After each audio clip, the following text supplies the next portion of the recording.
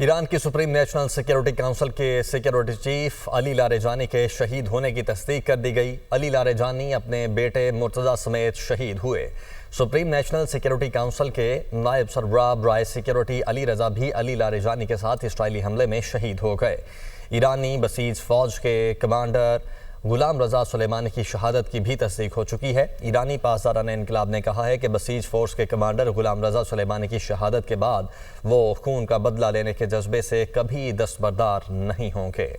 ایران کی supreme national security council نے security chief علی Larijani کی شہید ہونے کی تصدیق کر دی۔ کونسل کے بیان میں کہا گیا ہے کہ علی لاریجانی اسرائیلی اور امریکی حملے میں اپنے بیٹے مرتضیٰ سمیت شہید ہوئے۔ ایران اور اسلامی انقلاب کی بلندی کے لیے زندگی بھر کی کوشش کے بعد انہوں نے آخرکار اپنی دیرینہ خواہش کو حاصل کیا، سچ کے پیغام کا جواب دیا اور فخر کے ساتھ شہادت کے مبارک رتبے تک پہنچے۔ علی لاریجانی کے ایکس اکاؤنٹ سے بھی شہادت کا اعلان کرتے ہوئے لکھا گیا، خدا کا بندہ خدا سے جا ملا۔ ایرانی خبر ایجنسی کے مطابق علی لاریجانی کو مشرقی تہران میں نشانہ بنایا گیا۔ وہ تہران کے مشرق میں اپنی بیٹی سے ملنے گئے ہوئے تھے۔ ایرانی سرکاری میڈیا کے مطابق سپریم نیشنل سیکیورٹی کونسل کے نائب سربراہ برائے سیکیورٹی علی رضا بھی علی لاریجانی کے ساتھ حملے میں شہید ہو گئے۔ علی رضا ایران کی حج اور زیارت تنظیم کے سربراہ رہ چکے ہیں۔ ایرانی بسیج فورس کے کمانڈر غلام رضا سلیمانی کی شہادت کی تصدیق بھی ہو گئی۔ ایرانی پاسداران انقلاب نے کہا ہے کہ خون کا بدلہ لینے کے جذبے سے کبھی دستبردار نہیں ہوں گے۔ شہید رہنما، کمانڈروں اور دیگر شہداء کے خون کا بدلہ ضرور لیا جائے گا۔ ایرانی صدر مسعود پزشکیان نے شہید علی لاریجانی کو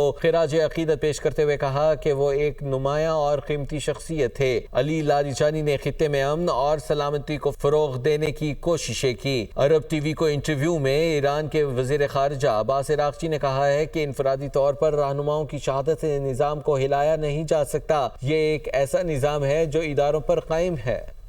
پاسداران انقلاب کا علی لاریجانی اور دیگر شہداء کے خون کا بدلہ لینے کا اعلان۔ علی لاریجانی کی شہادت کی تصدیق کے بعد رد عمل دیتے ہوئے کہا، علی لاریجانی کا خون رائے گاہ نہیں جائے گا۔ ایران کی خبر رساں ایجنسی تسنیم کے مطابق پاسداران انقلاب نے لاریجانی کو نمایاں شخصیت، مفکر اور انقلابی سیاستدان قرار دیتے ہوئے کہا ہے کہ اس عظیم شہید کا پاک خون دیگر معزز شہداء کی طرح عزت، طاقت اور قوم کی بیداری کا سبب بنے گا۔ بیان میں مزید کہا گیا کہ پاسداران انقلاب یقینی طور پر اس عظیم شہید اور دیگر شہداء کے خون کے بدلے کے جذبے کو نہیں بھولیں گے۔ ایرانی صدر مسعود پزشکیان کا شہید علی لاریجانی کو خراج عقیدت کہا، شہید علی لاریجانی ایک نمایاں اور قیمتی شخصیت تھے۔ علی لاریجانی نے مختلف عہدوں پر خدمات سر انجام دیں، وسیع تجربہ تھا۔ علی لاریجانی نے خطے میں امن اور سلامتی کو فروغ دینے کی کوششیں کیں۔ ایران کے سیکیورٹی چیف علی لاریجانی شہید اور ان کے خاندان کے دیگر افراد ایرانی قیادت میں مختلف عہدوں پر فائز رہے ہیں۔ یہ سمجھا جاتا ہے کہ وہ فیصلہ سازی میں اہم کردار ادا کرتے ہیں۔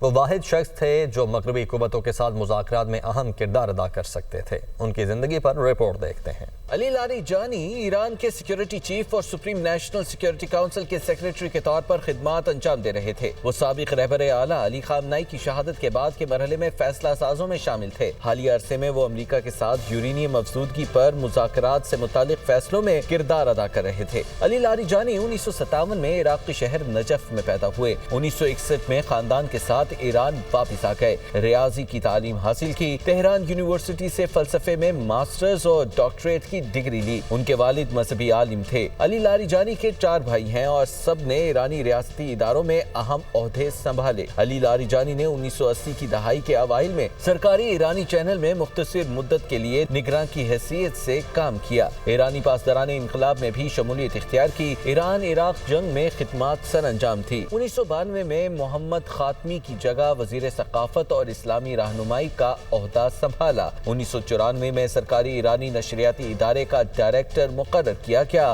1996 میں علی خامنئی نے 3 سال کے لیے سپریم نیشنل سیکیورٹی کونسل میں اپنا نمائندہ مقرر کیا۔ 1997 میں مصلحت نظام کونسل کے رکن بنے۔ 1999 میں دوبارہ سپریم لیڈر کے نمائندے کے طور پر سپریم نیشنل سیکیورٹی کونسل میں شامل ہوئے۔ 2010 2002 में दोबारा मसलहत निज़ाम काउंसिल का रुकन बनाया गया। 2004 में सरकारी ईरानी चैनल के डायरेक्टर के तौर पर वापस आए। 2005 में जौहरी प्रोग्राम पर यूरोपीय यूनियन के साथ मुज़ाकरात का इंचार्ज मुकर्रर किया गया। 2008 में पार्लियामेंट के रुकन बने और स्पीकर मुंतखब हुए। कई मरतबा इस ओहदे पर फाइज रहे। 2020 तक स्पीकर रहे और उनकी मसलहत निज़ाम काउंसिल की रुकनियत की कई मरतबा तजदीद भी हुई। 2020 में खामनाई ने उन्हें अपना मुशीर मुकर्रर किया। उन्होंने 2021 में सदारती इंतखाब के लिए कागजात जमा कराए, लेकिन निगहबान काउंसिल ने मुस्तरद कर दिए। 2024 में निगहबान काउंसिल ने दूसरी बार उनकी सदारती नामजदगी मुस्तरद की। अगस्त 2025 में सुप्रीम नेशनल सिक्योरिटी काउंसिल का सरबराह और काउंसिल में सुप्रीम लीडर का नुमाइंदा मुकर्रर किया गया। लारिजानी ने ईरान की तरफ से जौहरी मामलात पर मुज़ाकरात की क़यादत की। गजा और लेबनान की हालिया जंगों के दौरान आलमी सतह पर नुमाया किरदार सामने आया। जंग के दौरान इराक, लेबनान, शाम और खलीज के हुकाम से मुलाकातें की। फरवरी में अमरीकी इंतजामिया ने अली लारिजानी पर मुजाहिरीन के खिलाफ क्रैकडाउन का इल्जाम लगाते हुए पाबंदियां आयद की। खामनाई की शहादत के बाद अली लारिजानी के बयानात सख्त हो गए। उन्होंने कहा था कि अब ईरान अमरीका के साथ मुज़ाकरात नहीं करेगा, तवील मुद्दत की जंग के लिए तैयार है।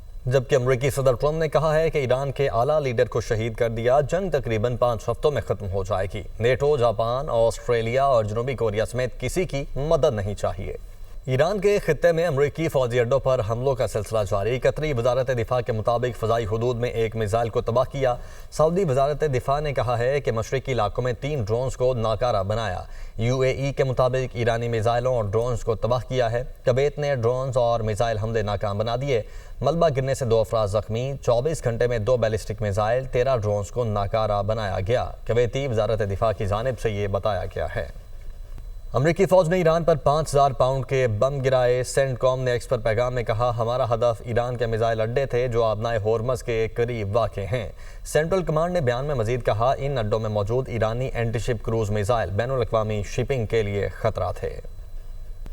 मुत्तहिदा अरब अमारात अमरीकी क़यादत में आबनाए होर्मज़ की सिक्योरिटी के लिए तैयार। अमाराती सदर के मुआवने खुसूसी अनवर करकाश ने आलमी तवानाई तरसील की हिफाजत को सबकी मुश्तरका जिम्मेदारी करार दे दिया और कहा कि अमारात दीगर ममालिक के साथ मिलकर सिक्योरिटी में किरदार अदा कर सकता है। तो जनाब, लाहौर में कहीं हल्की बारिश और कहीं बूंदाबांदी का सिलसिला जारी है। दिन भर बादल ज़ौबन पर रहेंगे और आइंदा 2-3 रोज़ भी आसमान पर बादल मौजूद रहेंगे। मज़ीद बता रहे हैं जाहिद आबिद।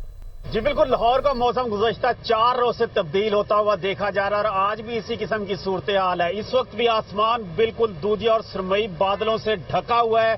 सूरज बिल्कुल नजर नहीं आ रहा, हल्की सी रोशनी है और इसमें भी शहर भर में कहीं हल्की बारिश और कहीं बूंदाबांदी का सिलसिला जारी है। और मौसम का हाल बताने वालों के मुताबिक आज इसी किस्म का मौसम रहने का इम्कान जाहिर किया जा रहा है। खास तौर पर सुबह 2 से 3 बजे तक तकरीबन इसी तरह सूरत रहेगी कि कहीं हल्की बारिश और कहीं बूंदाबांदी रहेगी। इसके बाद भी बादल मौजूद रहेंगे और ठंडक का एहसास लाजमी तौर पर इस वक्त हो रहा है। इस वक्त हवा बहुत कम चल रही है, इसकी वजह से ज्यादा खुनकी महसूस नहीं हो रही, लेकिन जो दर्जा हरारत है वो आज ज्यादा से ज्यादा सिर्फ 22 डिग्री सेंटीग्रेड तक जाएगा, जबकि कम से कम दर्जा हरारत 15 डिग्री सेंटीग्रेड तक रहेगा। और मौसम का हाल बताने वालों के मुताबिक ये सिर्फ आज नहीं, आइंदा 2 से 3 रोज इसी किस्म की सूरत रहने का इम्कान जाहिर किया जा रहा है, जिसमें बादल ज्यादातर आसमान पर नजर आएंगे और कहीं कहीं वक्फे वक्फे से अपना रंग जमाते रहेंगे। आज हवा में नमी का तनासब भी बारिश होने की वजह से काफी ज्यादा, तकरीबन 80 से 90% हर जगह रिकॉर्ड किया जा रहा है। लेकिन इस बारिश होने से जो बेहतर बात हुई है, एक तो मौसम खुशगवार हुआ है